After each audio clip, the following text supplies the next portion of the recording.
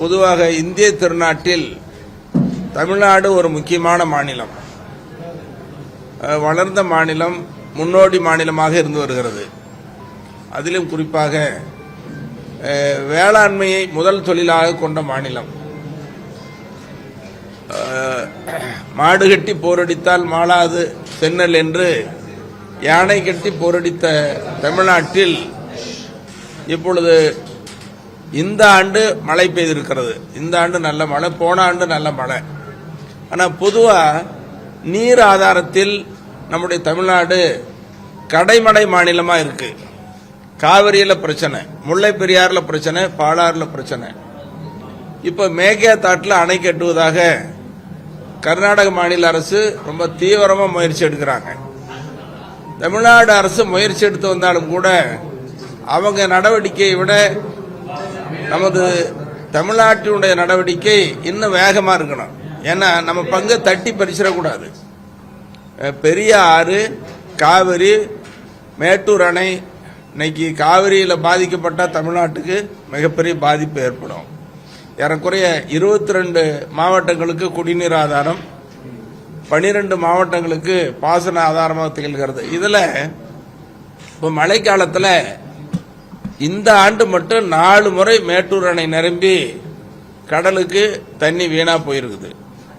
ஏறக்குறைய 100 TMC தண்ணீருக்கு மேல் வீணா போயிருக்கிறது. அதே மாதிரி பாலாறில், தென்பண்ணையாறில், தாமிரபரணியிலும் போயிருக்கு. அதனால நான் தொடர்ந்து சட்டமன்றத்திலையும் சொல்லுவது, பாட்டாளி மக்கள் கட்சியாக மருத்துவரையா வலியுறுத்துவது, காவிரி உள்ளிட்ட எல்லா ஆறுகளிலேயும் 5 கிலோமீட்டருக்கு ஒரு தடுப்பணை கட்ட வேண்டும். ஒரு சொட்டு தண்ணீர் கடலுக்கு வீணாக போகக்கூடாது. இதற்கு தமிழ்நாடு அரசு ஒரு பெருந்திட்டம், மாஸ்டர் பிளான் போடணும். இதுக்கு மத்திய அரசு உதவி செய்யணும். அப்ப தமிழ்நாடு முக்கிய மாநிலம், மத்திய மாநில அரசுகள் சேர்ந்து தமிழ்நாட்டினுடைய கடைமடை மாநிலமாக இருக்கிற நீர் ஆதாரத்தை பாதுகாக்க வேண்டும். இதுக்கு இன்னொரு திட்டம் காவிரி கோதாவரி இணைப்பு திட்டம். இது தமிழ்நாடு அரசு தீவிரமாக நிறைவேற்ற வேண்டும், முயற்சி எடுக்க வேண்டும். மத்திய அரசும் இதற்கு ஆதரவு அளிக்க வேண்டும் என்று நான் பாட்டாளி மக்கள் கட்சியின் சார்பில் வலியுறுத்தி கேட்டுக்கொள்கிறேன். அதே போல இப்போ தமிழ்நாடு அரசுல எல்லா துறைகளிலும் காலி பணியிடங்கள் நிறைய இருக்குது. அரசு துறையில IAS அதிகாரிகளிலிருந்து கீழே இருக்கிற வரைக்கும் பணிச்சுமை ரொம்ப அதிகமா இருக்கு. மன உளைச்சலுக்கு ஆளாகிறாங்க. காவல்துறையிலும் அதே மாதிரி இந்த காலி பணியிடங்கள்லாம் நிரப்பணும். குறிப்பா இந்த தூய்மை பணியாளர்கள், சத்துணவு அமைப்பாளர்கள், நியாய விலை கடை பணியாளர்கள், அங்கன்வாடி பணியாளர்கள் உள்ளிட்ட அந்த கடை நிலையில் இருக்கிற பணியாளர்கள்லாம் அவங்க கோரிக்கை மிக முக்கியமான கோரிக்கை. அதையெல்லாம் அரசு நிறைவேற்ற வேண்டும் என்றும் கேட்டுக்கொள்கிறேன். இப்போ பாட்டாளி மக்கள் கட்சி தமிழ்நாட்டில் ஒரு வலிமையான கட்சி, உங்களுக்கு எல்லாம் தெரியும். எங்கள் மருத்துவரையா அவர்கள் 1980 இயக்கம் தொடங்கினார். சமூக நீதி தான் உயிர் மூச்சு கொள்கையாக கொண்டு 1980 இன்னைக்கு வரைக்கும் போராடிட்டு இருக்காரு. அவர் இந்த இயக்கத்தை சாதாரணமாக வளர்க்கல. அப்போல்லாம் சாலை வசதி இல்லை, தெருவிளக்கு வசதி இல்லை, நடந்தே போகணும் கிராமங்களுக்கு. வயல் வரப்பில் நடப்பார், மேடு பள்ளங்களில் மழை குளிரில் அணிஞ்சிக்கிட்டு ஒரு பெஞ்சு அல்லது மேஜை போட்டு ராந்தல விளக்கு பிடிச்சிட்டு பேசுவார். இப்படி கஷ்டப்பட்டு உழைத்து வளர்த்தது தான் பாட்டாளி மக்கள் கட்சி. அதோட தமிழ்நாட்டின் வளர்ச்சிக்கு, ஒட்டுமொத்த எல்லா தரப்பு மக்களின் மேம்பாட்டுக்கு, சமூக நீதிக்கு அவர் குரல் கொடுத்தது, போராடியது நாடு அறியும். இந்திய அளவிலையும் அது அறியும். டெல்லி எல்லாம் போய் அகில இந்திய சமூக நீதி மாநாடு நடத்தி இந்திய நாடு அவரை பாராட்டியது. அப்ப தமிழ்நாட்டில் ஒரு தவிர்க்க முடியாத சக்தியா பாட்டாளி மக்கள் கட்சியை உருவாக்கியவர் மருத்துவரையா. அவர் எல்லாரும் சொல்லுவாங்க, தமிழ்நாட்டுடைய மிகப்பெரிய சக்தி தவிர்க்க முடியாத சக்தின்னு. ஒரு போராட்ட குணம் கொண்டவர். அப்படிப்பட்டவர் இன்னைக்கு தமிழ்நாட்டினுடைய வளர்ச்சிக்கு ஒவ்வொரு ஆண்டும் தொடர்ந்து, இதை பார்த்தாவே எல்லாருக்கும் தெரியும், 21 ஆண்டு காலம் பாட்டாளி மக்கள் கட்சி சார்பில் வரைவு நில நிதி அறிக்கை, இதை பார்த்தாவே உங்களுக்கு எல்லாம் தெரியும், உங்ககிட்ட தான் வெளியிடுவார்.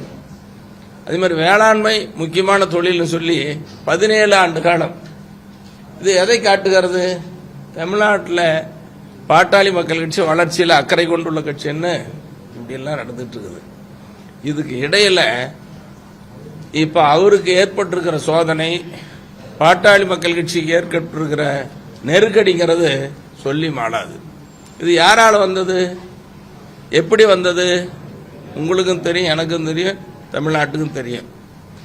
இன்னைக்கு பாட்டாளி மக்கள் கட்சியில 35 வயசுல மத்திய அமைச்சராக்கி அழகு பார்த்தவர் மருத்துவர் அன்புமணியை, எங்கள் மருத்துவர் ஐயா. உங்களுக்கு எல்லாம் தெரியும், சின்ன வயசுல.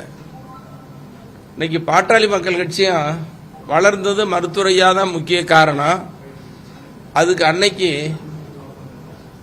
காவல்துறையில் பலகட்ட போராட்டங்கள், காவல்துறையில் தடியடிப்பட்டது, ரத்தம் சிந்தியது, சிறை கொடுமைகளை அனுபவிச்சது, 21 பேர் ஒரே நாளையில் உயிர் தியாகம், தொடர்ந்து பல உயிர் தியாகம், இப்படி ரத்தம் சிந்தி ஜெயில் கொடுமைகளை அனுபவிச்சு உயிர் தியாகம் செய்து வளர்த்த கட்சி தான் பாட்டாளி மக்கள் கட்சி.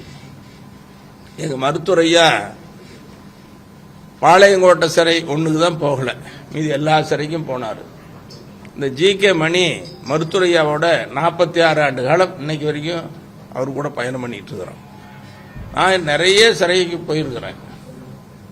சென்னையில் 1.5 மாசம் ஒரே நாளையில் இருந்திருக்கிறேன். பாண்டியன் இருக்காரா, பாண்டியன் கூட இருந்தார். நிறைய பேர் எல்லாரும் என் கூட சிறைக்கு வந்தவர்கள் எல்லாத்துக்கும் தெரியும். இப்படி சிறை கொடுமைகளை அனுபவித்து வளர்த்த பாட்டாளி மக்கள் கட்சி சோதனைன்னா எங்க மருத்துவரையாவான இப்படி தாங்கிக்க முடியும்? அது யாரால வந்த சோதனை? ஜி.கே. மணியாலையா, அல்லது பாட்டாளி மக்கள் கட்சியில் உழைத்தாங்களே, சிறை கொடுமைகளை அனுபவிச்சாங்களே அவராலியா? இல்லை. அவர் வளர்த்து படிக்க வைத்து ஆளாக்கி மத்திய அமைச்சராக்கி இன்னைக்கு கட்சி தலைவர் பதவியும் கொடுத்து அழகு பார்த்த மருத்துவர் அன்புமணி அவர்களால் ஏற்பட்டிருக்கிற மிகப்பெரிய வேதனை, சோதனை. கண்ணீர் வடிக்கிறார், இன்னைக்கு கண் கலங்குறார் தொலைக்காட்சியில். அதை பார்த்துட்டு இன்னைக்கு மக்கள்லாம் நெகிழ்ந்து போய் பேசுறாங்க. இன்னைக்கு மருத்துவர் அன்புமணி என்ன சொல்றாரு? எங்க அப்பா குழந்தை மனசாயிட்டாரு, மனநிலை பாதிக்கப்பட்டாரு, அவர் கூட இருக்கிறவங்களாம் கெடுக்கிறாங்க, துரோகம் பண்றாங்கன்னு சொல்றாங்க. ரொம்ப அநாகரிகமா. என்னை பொறுத்தவரைக்கும் சொல்லுவேன், ஜி.கே. மணி உங்களுக்கும் தெரியும், நாட்டுக்கும் தெரியும். நல்லா மனசாட்சியோட நடக்கும். ராமகிருஷ்ண ஆசிரமத்தில் வளர்ந்தவன், பொது வாழ்க்கைக்கு வந்தவன். நீ காலையில் தூங்கி எழுந்திரிச்சு கூட எங்க மருத்துவரையை அவங்க அப்பா அம்மாவை நினைச்சிட்டு இன்னைக்கு நல்லதே நினைக்கணும், நல்லதே செய்யணும், யாருக்கும் கெடுதல் செய்யாத மனசு இருக்குன்னு உட்கார்ந்து தியானம் பண்ணிட்டு தான் எந்திரிப்பேன். இப்படி என்ன பார்த்து, எங்க கட்சியை பார்த்து, எங்க கட்சியில் இருக்கிற உழைச்சவங்கெல்லாம் பார்த்து, மருத்துவரையா கூட இருக்கிறவங்கெல்லாம் பார்த்து சொல்றாரு, அவரு துரோகி, ஜி.கே. மணி தான் என்னையும் எங்க அப்பாவையும் பிரிச்சுட்டாரு அப்படின்னு சொல்றாரு. இதெல்லாம் எவ்வளவு பெரிய வேதனையா இருக்கும். ரொம்ப வருத்தப்படுறேன், வேதனைப்பட்டு சொல்றேன். மருத்துவர் அன்புமணி எந்த வகையிலையும் நான் குறை சொல்லக்கூடாதுன்னு நினைச்சவன்.